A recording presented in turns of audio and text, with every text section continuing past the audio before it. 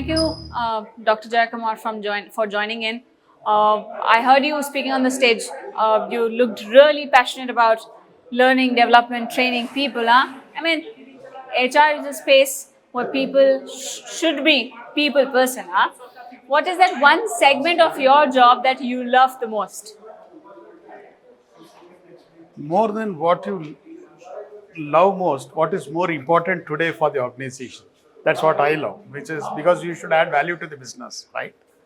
So, predominantly today, if what will make a CEO wake up in the night is talent, that to the leadership talent.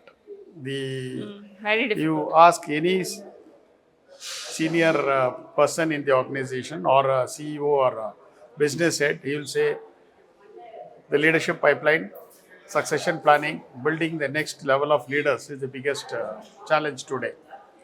So organizations are investing a lot of time in terms of developing people, putting them through a structured development program. They start with a 360 or a 270-degree feedback, try to identify the gaps, then look at the competency framework of the organization, what type of competence is required, and then how to put a structured learning path. People are also moving into a focused talent review concept. That is, it's the senior most 4 or 5 people of the organization sit together, go to a place outside of office so that no disturbance is there.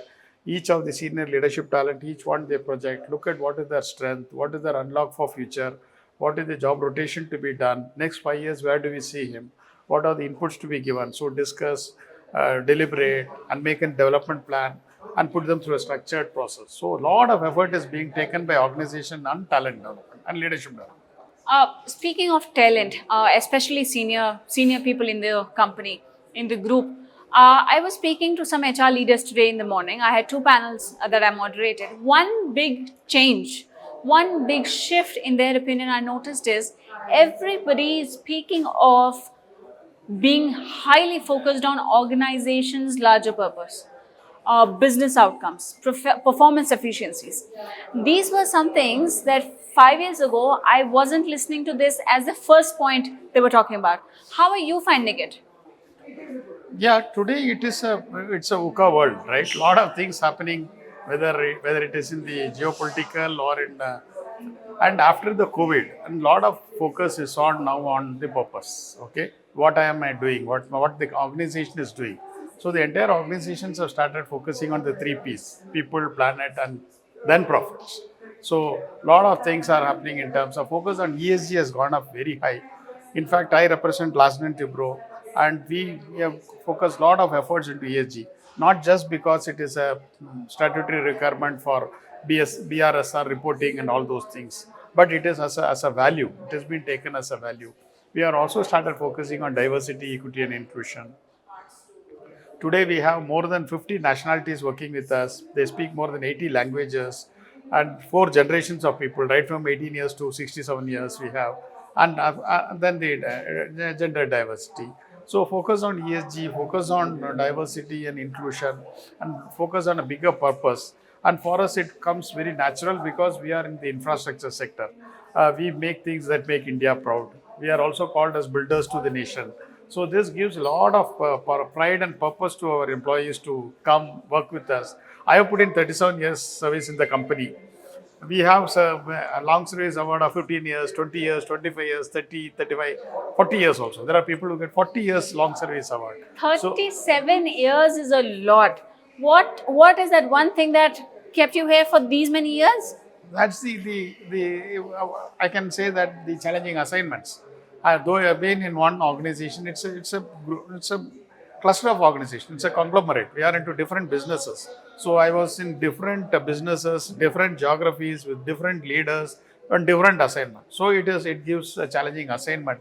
That's what retains people more than the financial or the monetary How stuff. wonderful! You in your initial response, you mentioned about people working from different geographies, different age groups. How difficult or how easy is it to be inclusive? You represent HR. You're an HR professional. How do you look at it? How easy or how difficult is it? No, it is.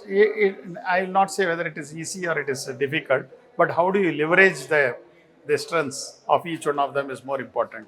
Do not try to put them in a box. Try to make the advantage. Each one has got a known advantage.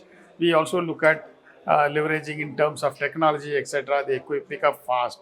When as it comes to the senior people, the values, vision, and the long-term experience of that. How do you integrate both the talent? We also do reverse mentoring. So all those things helps to see that we leverage the diverse workforce and multi-generational workforce into our organization. Now, as you said, it's a VUCA world. Just the final question. You said it's a VUCA world. We are seeing dynamics changing pretty swiftly. It can be a geopolitical change. It can be change in politics in India. It can be different geographies. It can be response from Gen Z set of employees. It can be anything. For an HR who is operating today in 2025, what are some of the, let's say, focus areas or let's say skill set? Tell me in 3 points that he or she should not compromise on. See, the business, when you look at business, there are certain things. You have a vision, right? Based on the vision, you have a strategy. Based on the strategy, you have to look at the environment, how the environment is operating. Based on that, based on the strategy, you arrive at the structure. Structure, when I talk about structure, it talks about whether you have a centralized structure or a decentralized, whether you work in one geography or in multiple geography, whether you have a hierarchical structure or a flat structure, that is decided. Based on the structure, you will have the process, etc. Then you have your technology, then rewards. So the entire thing has to be looked at your business, looked at your environment. Based on the environment and business, you have, as an HR, you have to moderate the structure, process, technology, etc. to ensure that you deliver value to the customer. So many things to take care of. Yeah. In a simpler sense, if what a future CHRO should have, 3 qualities. Tell me in 3 points. Three points. One is, first and foremost, he should have humility and empathy. Okay, both put together. Second is, he should have a digital mindset. Second, he should have a learning agility. Continuously, he should learn. Lovely. Thank you for speaking with us.